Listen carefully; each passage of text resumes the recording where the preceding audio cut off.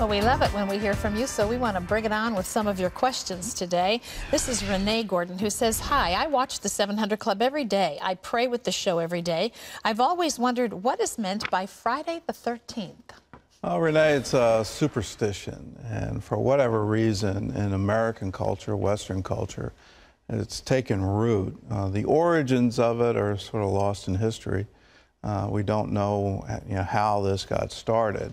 But if you look at just sort of a Christian worldview, Jesus was crucified on Friday.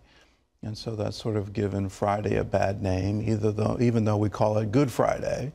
Friday has been traditionally a day where you don't begin things, you don't go on journeys and that kind of thing.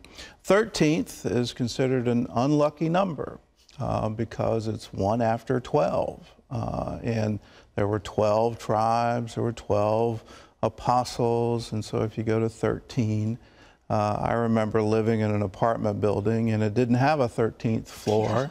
I happened to live on the 14th floor, which was actually the 13th floor. So Just called it 14. We just called it 14. And so these superstitions take hold and they get a life of their own. And it varies by culture. You go into Spanish culture, Greek culture, it's Tuesday the 13th. And the Y in Spanish is lost, but in Greek culture, it's the day that Constantinople fell. And Constantinople fell twice, once to the Crusaders, which is not talked about too much, Christian against Christian, and then again to the Turks. And so it's getting a life of its own. These are unlucky days. Know your history, huh?